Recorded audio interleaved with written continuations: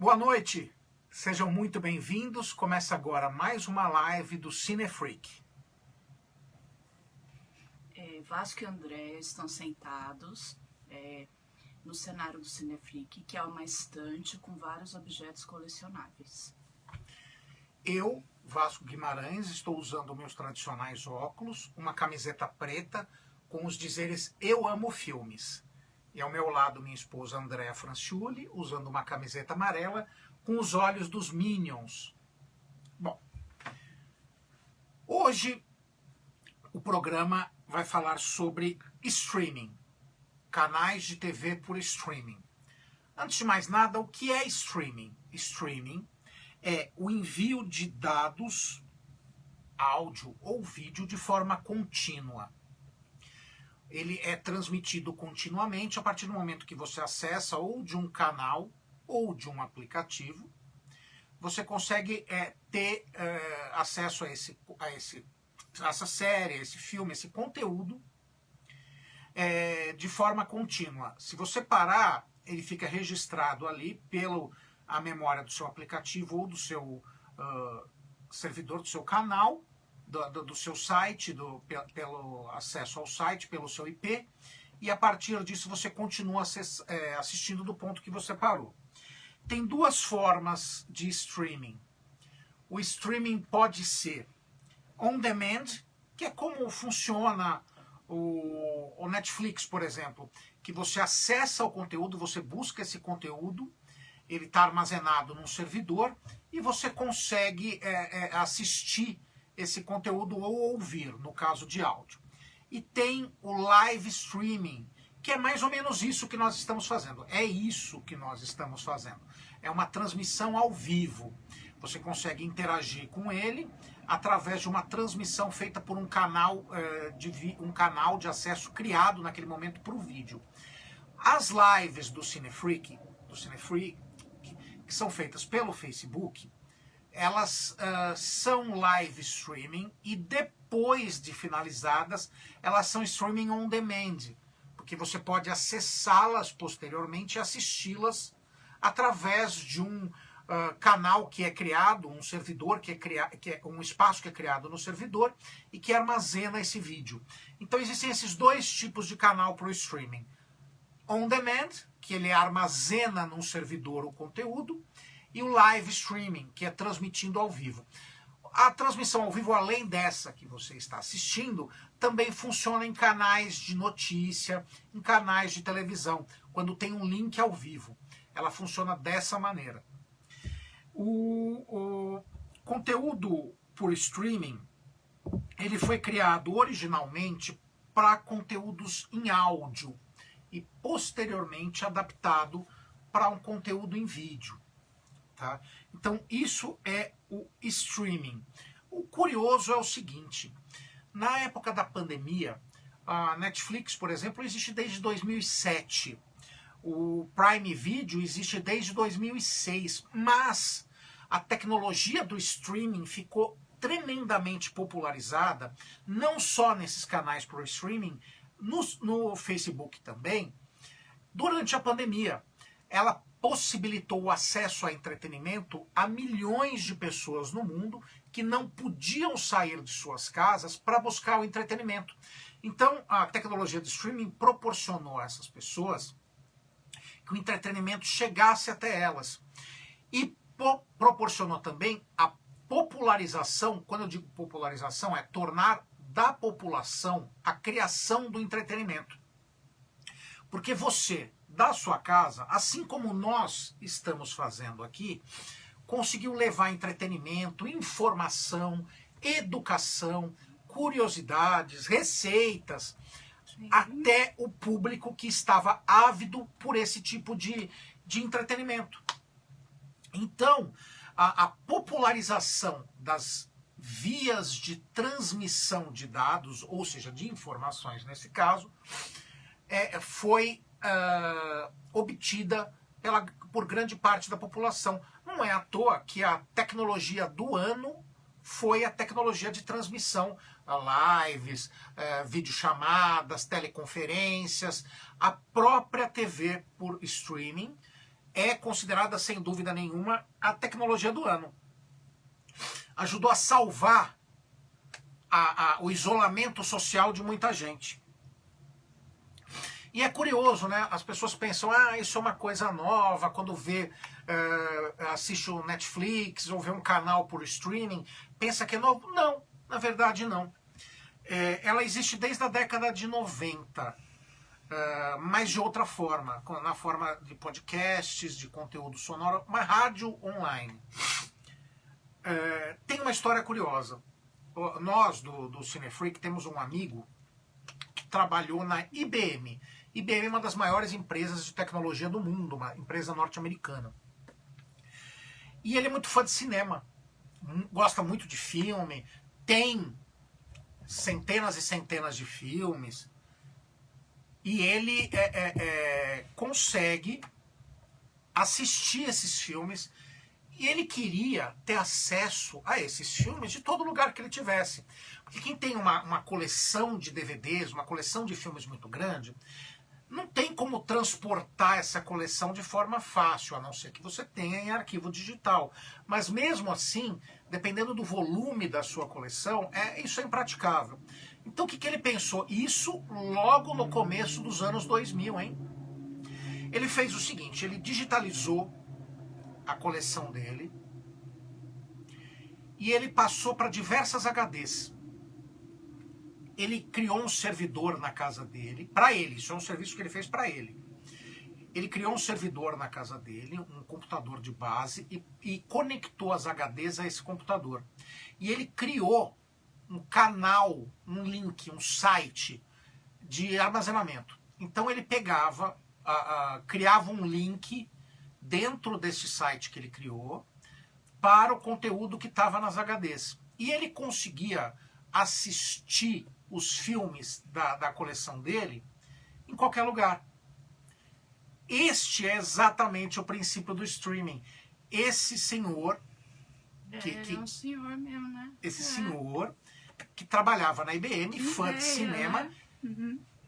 Não sei se indiretamente, mas de uma certa maneira criou a TV por streaming, o conteúdo de filmes por streaming. Isso no começo dos anos 2000. Já existia o streaming de áudio, ele criou o mesmo conceito para vídeos. E essa é a genialidade brasileira, a inventividade. Agora, vamos falar propriamente dos canais por streaming. Vamos pela maior, a Netflix. Netflix quase todo mundo tem, eu não posso dizer todo mundo, porque infelizmente no Brasil o acesso à internet ainda é muito limitado. Por mais que a gente pense, nossa, uma coisa comum, olha, está fazendo uma transmissão pela internet. Tem gente que não tem acesso à internet. Nessa pandemia, essa discrepância da população ficou muito evidente, com alunos que estão em casa e não conseguiram ter acesso às aulas online.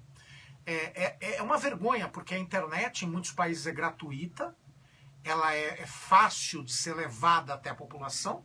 Existem projetos do Google, do próprio Facebook, de transmissão para zonas ermas, assim, que são distantes, através de balões estratosféricos que transmitem o sinal.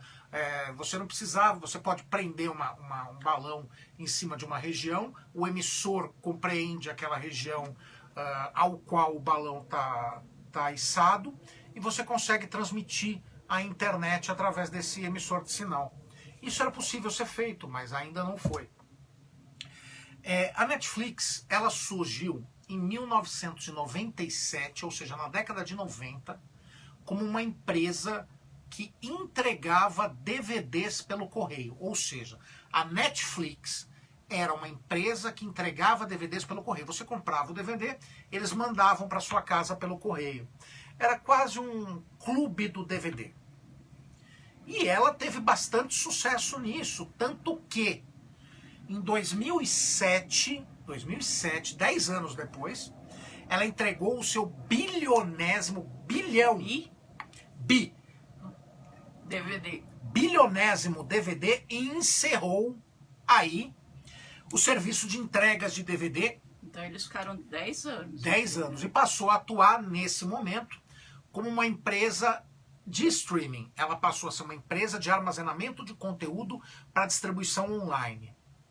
Então, depois de 10 anos de sua criação, a Netflix aí sim passou a ser uma empresa de distribuição de conteúdo online. E ela... 2007. 2007. Então tem bastante tempo. 13 anos aí. 13 anos. Mas, a princípio, ela distribuía o conteúdo de terceiros, ou seja, ela tinha os filmes que ela tinha feito contrato para venda, para distribuição, e ela passou a poder distribuir online esse conteúdo com os títulos que ela fez o acordo. Então você entrava, tinha um acervo ali, que você podia... É quase como um pay-per-view. Quase como um pay-per-view. Você tinha acesso a pagar uma mensalidade.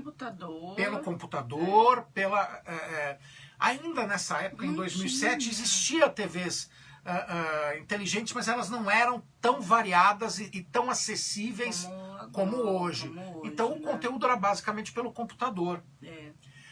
E você tinha acesso a esse conteúdo.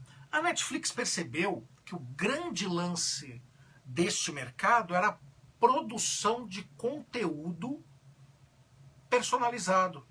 Então ela investiu na criação de um conteúdo próprio, que só seria exibido na Netflix. Ela não iria ser exibida em canais... Isso era inédito também, né? Isso era inédito. O conteúdo inédito não tinha. Não tinha. Só passava... Passava as séries que já existiam, que a pessoa conseguia fazer contrato para exibição, os filmes que já existiam, mas não tinha uma produção particular. Como hoje tem, por exemplo, um grande exemplo disso, são os filmes do Adam Sandler, que só são produzidos para a Netflix. Ele não produz mais para o cinema, ele produz especificamente para a Netflix. Os filmes da produtora do Adam Sandler, diga-se de passagem. Então, em 2007, ele começou a produzir, ele começou a ter conteúdo para streaming, para partilhamento na internet, e depois começou a criar conteúdo particular, exclusivo para os clientes da sua plataforma. Em 2006, um ano antes da Netflix começar com o conteúdo de streaming, a Amazon Prime Video, ainda não era a Amazon Prime Video, começou com o conteúdo online, com o seu acervo da Amazon, é um dos maiores acervos de venda de livro e DVDs do mundo. Ela começou com o streaming como se fosse um pay-per-view também, com o seu conteúdo. E ela começou a perceber o seguinte, isso foi em 2006. Em 2007, com a entrada da Netflix, a Netflix começou a crescer muito. E o Amazon Prime Video percebeu que esse filão era milionário. E ela percebeu que o futuro dos canais por streaming, das plataformas por streaming, seria criação de conteúdo personalizado. E ela encomenda, então, a primeira série própria da plataforma, uma série exclusiva, feita para a Prime Video. E aí inaugura-se, então, a era mesmo do conteúdo criado especificamente para as plataformas de streaming. Isso foi em 2005? Não, isso foi em 2006. 2006. 2006. E começou a rivalidade entre Netflix e Prime Video, que existe até hoje. Hoje, muitos assinantes têm as duas plataformas, porque o conteúdo que... É verdade, tá? O conteúdo que tem uma, tem outra. Existe essa coincidência. Mas a grande parte do conteúdo é diferente dos dois. Então quem gosta de filmes, quem gosta de séries, acaba assinando os dois. E o preço, curiosamente, o preço da Amazon Prime Video é muito inferior isso que eu ia falar, da Netflix. Isso, né? É R$ 9,90. Por R$ 9,90 você tem acesso ao conteúdo da loja, da Amazon, você tem frete grátis, você tem entrega diferenciada, você tem acesso ao Amazon Music, que a André é muito fã. É um acervo imenso de música que você tem acesso como assinante, assinando o Prime Video, você tem acesso ao conteúdo do Prime Video, que é muito bom. Veja a série The Boys, por exemplo, que é exclusiva da Prime Video. A gente tem outras séries, aquela série das fadas, agora eu não lembro o nome, também umas séries muito boas, exclusivas da Prime Video, assim como a Netflix Como chama aquela? tem, eu não vou lembrar, esqueci. agora eu esqueci, fugiu da minha mente. São conteúdos exclusivos. E esse realmente é o diferencial. E foram surgindo outros canais, outras plataformas por streaming. Uma delas, por exemplo, não sei, provavelmente você não deve conhecer, ela chama Crackle. O Crackle era uma plataforma gratuita de filmes e séries que existia no Brasil. Ela não é brasileira, ela é estrangeira, americana. Ela tinha no Brasil, era gratuita, aberta para todos, era só baixar o aplicativo, era bem legal, apesar de ser bastante limitada. A Sony comprou a Crackle. Quando ela comprou a Crackle, ela botou o preço lá em cima, era muito caro, por um conteúdo limitado. E no Brasil, quando a Netflix começou a crescer, a Crackle começou a perder clientes. E a Crackle saiu da América Latina, não só do Brasil. Ela sai da América Latina, hoje não tem mais essa plataforma aqui, nos Estados Unidos tem. Mas, agora, na época da pandemia, principalmente, surgiram alguns canais. Deixa eu citar os canais, você vai entender o que eu quero dizer. Tem a HBO Max, a Disney Plus e a Apple TV. Esses são os principais. A HBO Max, ela existia antes da pandemia, mas ela era um veículo específico para produções da Warner e o conteúdo da HBO, do canal HBO. Era HBO Go, por exemplo. Era HBO Go. Não era de filme? Não, era de filme, mas era de conteúdo que tinha no cinema ou tinha no canal da HBO. Ah, tá. Era o conteúdo que tinha no canal da HBO. Só que durante a pandemia, eles perceberam o volume de clientes que eles podem ter. Boa noite, Sandra, bem-vinda. Bom. A mamãe está com você? Daqui a pouco ela entra. A HBO Max percebeu o volume de clientes e o negócio bilionário que esse tipo de comércio pode representar. Então eles começaram a produzir conteúdo específico para a plataforma, assim como a Netflix fez e como o Prime Video fez. A diferença é... Vou dar um exemplo muito claro da diferença da HBO Max para as outras, por exemplo. A pandemia trouxe uma característica para as plataformas de streaming, principalmente para estas plataformas de streaming, a HBO Max e a Disney Plus, que foi o seguinte: o cinema, o ato de ir ao cinema, ficou impossibilitado durante a pandemia. E os estúdios, até março, investiam em produções blockbuster, assim, arrasa quarteirão, caríssimas.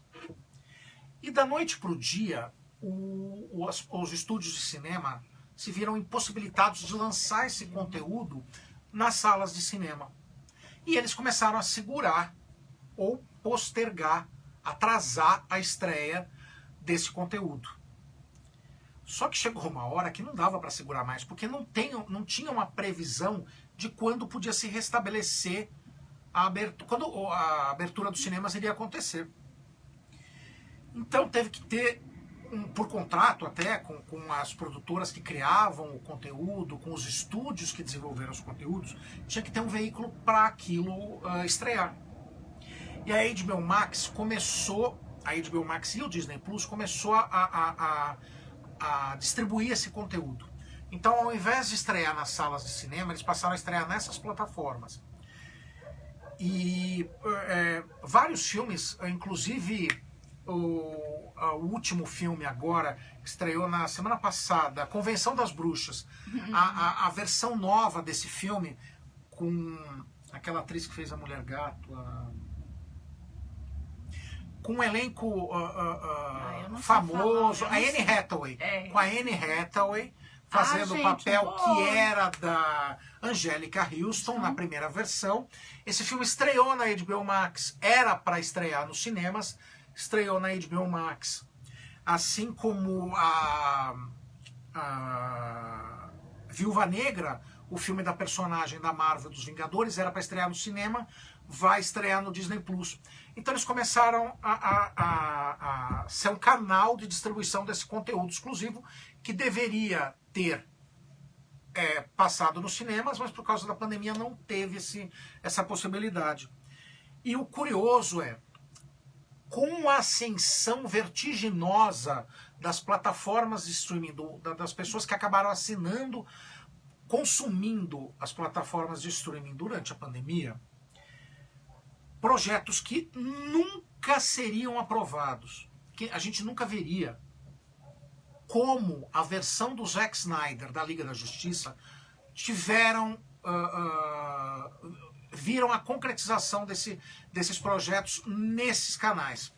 A diferença básica da HBO Max para as outras plataformas de streaming é que eles podem desenvolver conteúdo do cinema, não só de personagens exclusivos, porque a DC é da Warner, a HBO Max é da Warner, de super-heróis, por exemplo, assim como a Disney Plus faz com a Marvel ou com o Star Wars, a HBO faz com a DC.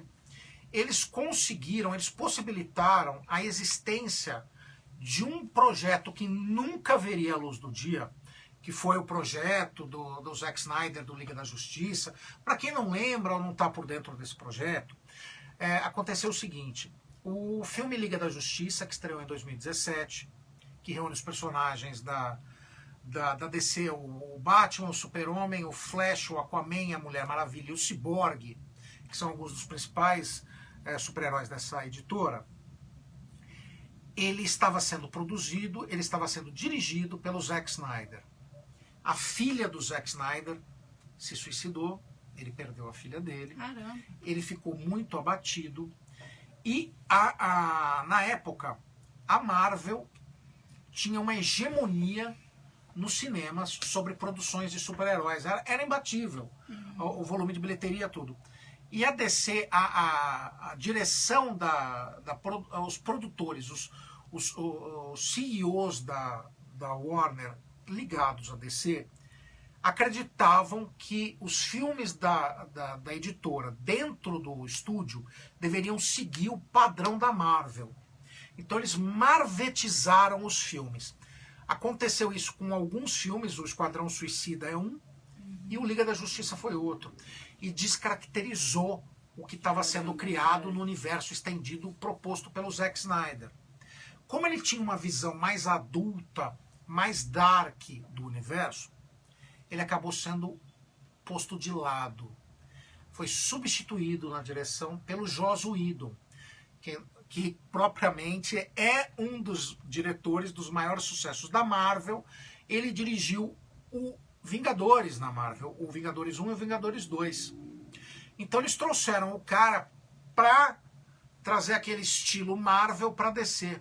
Só que ele fez uma produção com o Liga da Justiça, ele descaracterizou tudo que estava sendo feito e ele criou um filme insípido. O filme não só é infantil demais, ele não é fiel aos personagens, ele não segue o espírito dos personagens nem nos quadrinhos e nem no universo que estava sendo proposto pelo Zack Snyder, e ele descaracteriza o filme. Os fãs não gostaram, o público não aceitou bem o filme foi um fracasso. Isso pôs fim à parceria de inúmeros atores, por exemplo, o Ben Affleck tinha saído desse universo, ele não quis mais ser o Batman, ele abriu mão da possibilidade de fazer o filme que ele iria dirigir e escrever, que chamava The Batman, que agora é com o Robert Pattinson. Ele saiu desse universo, porque ele ficou muito decepcionado, porque a proposta era uma e foi feita uma coisa completamente diferente.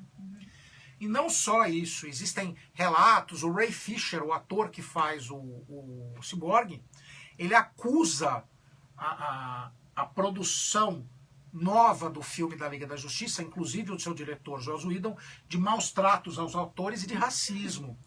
É conhecido um episódio em que o Joss Whedon teria obrigado a Gal Gadot a fazer uma cena em que ela caía no chão e o Flash caía em cima dela e ficava em cima dos seios dela. ele estaria obrigando a atriz a fazer essa cena. Ela falou que essa cena não é condizente com a personagem, ela se recusou a fazer. No filme fica claro que é uma dublê que faz essa cena. Então são relatos como esses que permearam a produção do filme e que acabou levando o filme a fracasso. E o filme do do Zack Snyder, que ele planejava fazer e que tinha muitas cenas captadas, nunca veria a luz dos cinemas, ela nunca seria exibida. Por causa da pandemia, os fãs começaram a consumir conteúdo por streaming e começaram a twittar. E por causa dos fãs, a versão do Zack Snyder da Liga da Justiça recebeu uma casa nova, ela recebeu um veículo para finalmente ser vista e vai ser vista no ano que vem, em 2021, no HBO Max. Então, assim, se não fossem os fãs e a pandemia, produções como essa nunca seriam vistas. E não é só, no caso da HBO Max, só a Liga da Justiça do Zack Snyder. Produções como a série cinematográfica, que tem qualidade de filme, dos Lanternas Verdes, também está sendo produzida para a HBO Max. Outras séries de super-heróis, possivelmente o Deathstroke, a série do Deathstroke vai para a HBO Max. O Ben Affleck concordou em retornar ao papel do Batman, não só, ou seja, é a primeira vez que acontece isso, ele volta ao papel, não só para cenas adicionais, que ele já está gravando, para o Liga da Justiça, mas também para o filme do Flash, o longa-metragem do Flash, que deve estrear em 2022. Ele vai ser o Batman nessa produção. E ele teria assinado com a HBO Max para a produção de uma série do Batman dele. Não, vão existir diversos Batmans, tá? O Batman dele, que foi visto em Batman vs Superman e na Liga da Justiça, para ter um programa específico na HBO Max, uma série desse Batman, que possivelmente vai retratar o roteiro que ele fez, em que ele enfrentava o Deathstroke. Então, quem é esse? É um dos vilões do Batman, é um cara que tem habilidades físicas que rivalizam a dele. É um grande vilão, ele não tem superpoderes também, ele tem força, mas ele rivaliza com o Batman. Já passou isso em outro filme? Ele passou, o Deathstroke passou no próprio Liga da Justiça do Joss Whedon. No final ele aparece conversando com o Lex Luthor para criar a Liga da Injustiça. Gostei. Então, Liga da Injustiça. E o filme, o Ben Affleck teria assinado para essa série que encontraria seu endereço fixo na HBO Max. Um dos produtores da HBO Max tweetou esta semana o fundo de Gotham City com o bate-sinal do Batman do Ben Affleck, dizendo assim que este fundo de tela deverá trazer alegria para todos os fãs deste Batman. Ou seja, ele já está dando uma dica que realmente o negócio está em produção. E isso só foi possível por causa da popularização do streaming durante a pandemia. A Disney Plus trouxe já para o seu acervo todos os filmes da Star Wars, trouxe os filmes da Marvel, os filmes da Disney, e ela começou a produzir um conteúdo exclusivo muito bom, que é o Mandalorian, por exemplo. Você já deve ter visto, claro, Baby Yoda. A André é maluca por esse personagem. Eu quero. Ela quer um. Se vocês estão doando um Baby Yoda, eu quero. Aceitamos doações. Ela é uma garotinha, ó. Uma garotinha sofredora que quer um Baby Yoda, gente. Por favor, Disney Plus. Doe um Baby Yoda pro Cinefreak pra essa menina ficar em paz. Qualquer tamanho, qualquer um, não tem problema. Mas é uma fofura. É uma fofura. Ele come o sapinho. E conquistou todo mundo. Ele é lindo. Conquistou o público. E não só isso, é curioso como a série do Mandalorian é melhor do que o conteúdo que foi pro cinema. Então a gente vê que o futuro da saga Star Wars, por exemplo, está no streaming. Possivelmente não no cinema. E isso é muito legal. vai acontecer também, tá para estrear as séries da Marvel no Disney Plus, que levam o MCU, o universo da Marvel no cinema, para o Disney Plus. E isso mostra a possibilidade de produzir conteúdo específico para plataformas de streaming. Isso é muito bom. Não só para os atores, Sogres, bem-vinda, não só para os atores que interpretam os papéis, mas para os diretores, para os criadores de conteúdo, que vão ter um outro canal para mostrar suas produções, suas criações, seu talento, e que tem público. Isso tudo aconteceu por causa do sucesso do streaming na época da pandemia.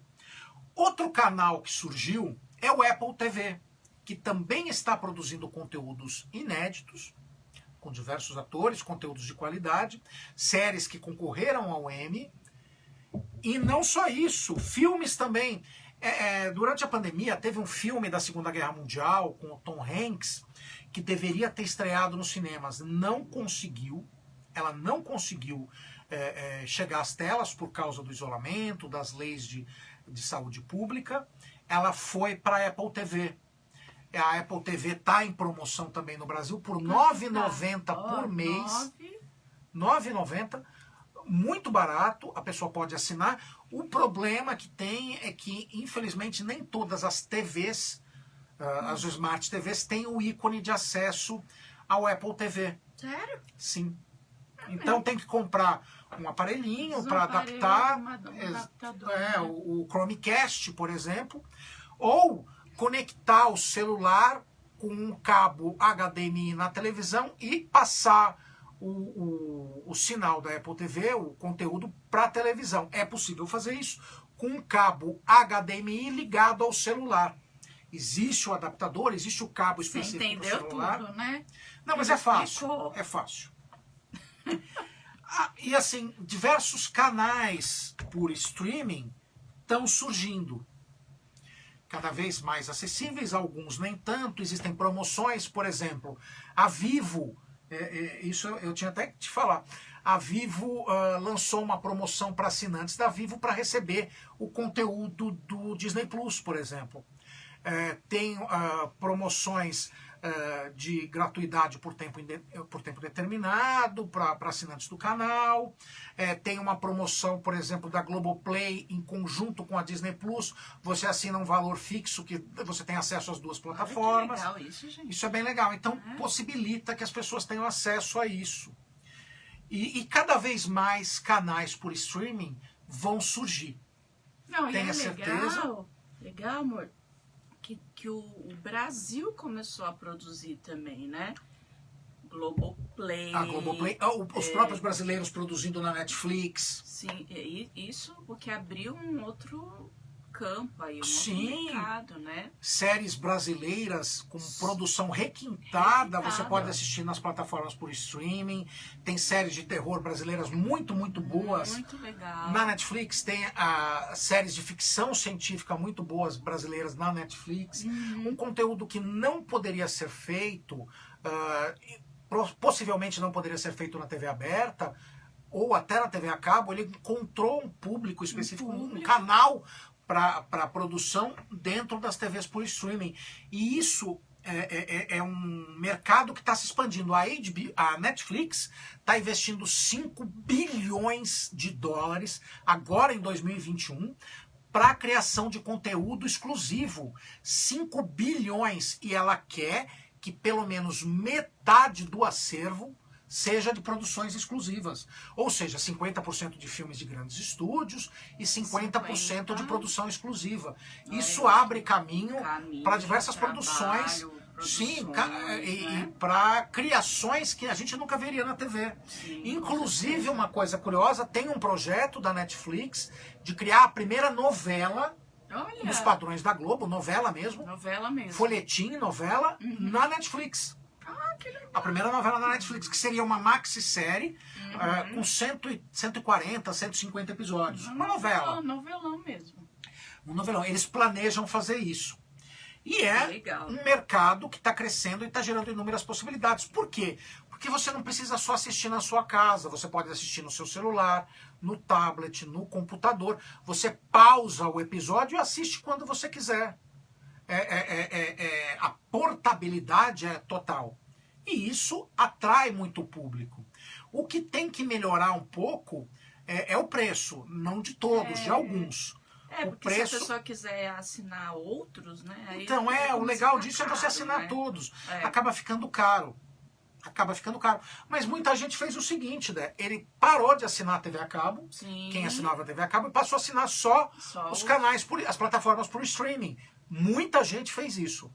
Muita gente. Faz sentido. E é uma coisa, uma tendência. Agora, então, a tecnologia do streaming, das plataformas por streaming, salvaram o isolamento social, a pandemia de muita gente. E o conteúdo criado refletiu isso. E uma curiosidade, vocês já pensaram que o Oscar, ele compreende o ano que vai até março, de março de um ano até janeiro ou fevereiro do outro ano, as produções, e portanto não aconteceu, não teve uma produção de cinema basicamente para concorrer no ano que vem. O Oscar de 2021 basicamente vai ser das produções por streaming. Eles tiveram que mudar as regras de classificação dos filmes para os filmes conseguirem se enquadrar na competição, para incluir filmes de plataformas de streaming, porque senão não ia. Então, assim, basicamente 2021 as produções vão ser dos filmes exibidos em plataformas de streaming. Pensa nisso. Né? Olha o poder que essas plataformas têm, que pela primeira vez as plataformas, o Oscar, uma das maiores premiações do mundo, vai conter especificamente os filmes dessas plataformas. Basicamente vai ser isso. E o mercado vai mudar. Vai ter que mudar. Isso é curioso. Cristiana, bem-vinda. Tudo bem? Basicamente, o conteúdo dessas competições vai ser das plataformas de streaming. Com certeza. Sim, e produções de outros países vão poder concorrer como melhor produção estrangeira dentro das plataformas de streaming. Sim. Esse é o poder do streaming, principalmente durante a pandemia. Proporcionar o único veículo de escoamento dessas produções. De repente vira uma nova modalidade aí no Oscar. Então, o Oscar, basicamente, tinha um certo receio em canais por streaming. Eles acabaram incluindo uma coisa ou outra nos últimos anos, principalmente no último Oscar, mas agora não teve jeito, eles tiveram que incluir, porque não tem outro jeito de filme concorrer, não teve estreia no cinema. Sim. E a regra do Oscar era específica, filmes que estiveram em cartaz durante o ano anterior. A gente quase não teve estreia. A gente não teve, basicamente, estreia depois de março. Não teve. E isso mudou o mercado cinematográfico. Então, espero que eu tenha trazido alguma informação para vocês. Né? Sim, o novo normal. O novo normal.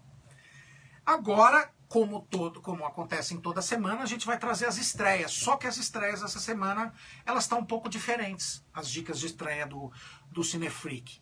Porque eu passei a incorporar novamente estreias nos cinemas.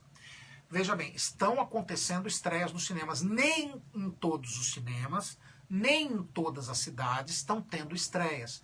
Mas filmes estão começando a voltar aos cinemas. Não lançamentos, porque não teve. Eram filmes que deveriam ter estreado nos cinemas e não estrearam. Ter sido lançado e não foi. E não foram. Ou filmes que já estrearam em plataformas de streaming e agora, aqui no Brasil, estão encontrando um público nas salas. A dica de cinema é Honest Thief, O Ladrão Honesto, um filme do Liam Neeson, em que ele se apaixona por uma mulher e ele procura mudar de vida, ele procura ser uma pessoa honesta. Então, Honest Thief, um filme com Liam Neeson, sempre um bom filme. Sempre. Esse filme é um policial romântico, digamos assim. Os filmes policiais com Liam Neeson são sempre bons, então essa é uma dica de estreias nos cinemas. O Ladrão Honesto, The Honest Thief. Outro filme, esse particularmente eu assisti, não assisti no cinema, Bill e Ted Encare a Música. Ele é o terceiro filme da série de filmes protagonizados pelo Keanu Reeves, que começou na década de 90, o comecinho da década de 90. É uma comédia em que dois músicos amadores, jovens, acabam viajando no tempo e tendo que salvar toda a existência. E esse terceiro filme mostra o último episódio dessa série, que eles já são pais, já estão passaram dos 40 e novamente tem que viajar no tempo para salvar toda a existência. É uma comédia divertida, é um filme, infelizmente, assim, datado.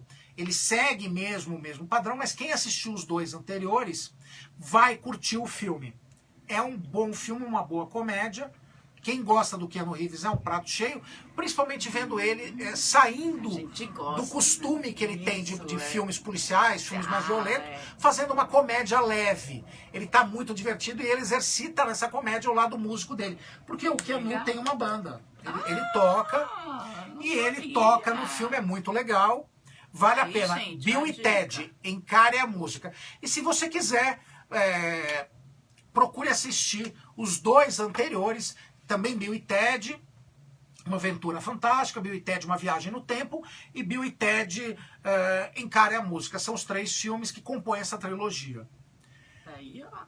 Esses são as dicas dos filmes que estreiam nos cinemas. Tem outras estreias, mas essas são as principais. Agora vamos para as estreias do Netflix. Agora, série agora, meu amor? Não, série a gente não tem nenhuma dica de séries, porque esse final de semana propriamente não tem uma dica boa de estreias. A gente tem uma dica boa de filmes, que é Jurassic World, Reino Ameaçado, mais um filme da série do Jurassic Park, que você assistiu, é aquele que tem a menininha, eu não vou falar o quê, mas os dinossauros saem da ilha e vão para o continente. Dessa vez é ao contrário, eles não vão até a ilha, os monstros vêm até eles. É um bom filme, tem o Chris Pratt, sempre bom, no papel do personagem dele, muito legal, vale a pena você ver. Estreia no dia 12, estreia esse filme. No Prime Video, a gente tem estreias também no dia 12. Temos de bom. Necrotronic, que é um filme de ficção científica e de terror, Necrotronic. Isso. E Cucuy, que é o bicho-papão, a versão latina do bicho-papão, o Homem do Saco aqui no Brasil. É um filme de terror, também estreia no dia 12. Viu esse já? Não, esse a gente não viu. Esse a gente não viu. Mas é uma dica para quem curte filme, mas não é um filme muito profundo, digamos assim. É um filme para assistir como divertimento. Mas essas são as dicas da semana nos cinemas, no Netflix e no Prime Video. Agora tem a DDD, as dicas da Deinha, que a minha cara companheira vai passar para vocês. Por favor, Dé. Então, gente, a dica dessa semana... a gente pensou numa comédia, né? A gente deu boas risadas, né? Chama The House, né? A Casa Caiu, um cassino na vizinhança. Então é assim, o original é The House, como sempre o Brasil com títulos maravilhosos. Chama The House, A Casa Caiu, um cassino na vizinhança.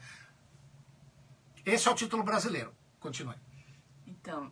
uma comédia daquelas bem divertidas para você dar boas risadas, né? E com certeza assistam, vale a pena. Fala dos atores. Você então, fala melhor do que eu. É uma comédia com Will Ferrell, o ator sabe que é aquele homem altão, grandão, cabelo enrolado. Cabelo enrolado. Divertidíssimo. Ele fez o Elo Perdido, que também está na Netflix. Ele é o ator que era do Saturday Night Live durante várias temporadas. Ele é hilário.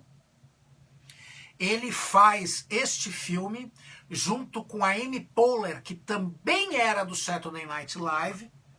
Eles contracenaram juntos muitos anos, eles têm uma química muito boa. Uma química, uma loirinha super engraçada também. Todos os atores do filme são hilários. Hilário. O filme, eu vou contar a sinopse do filme. Não, vocês sabem como é que ele é, né? Vai querer falar. É um casal que mora no subúrbio americano. A filha dele está indo para a faculdade, e a faculdade eles esperavam conquistar uma bolsa que seria bancada pela Câmara dos Vereadores da cidadezinha deles, do subúrbio. E eles não ganham a bolsa. A Câmara decide não pagar a bolsa esse ano.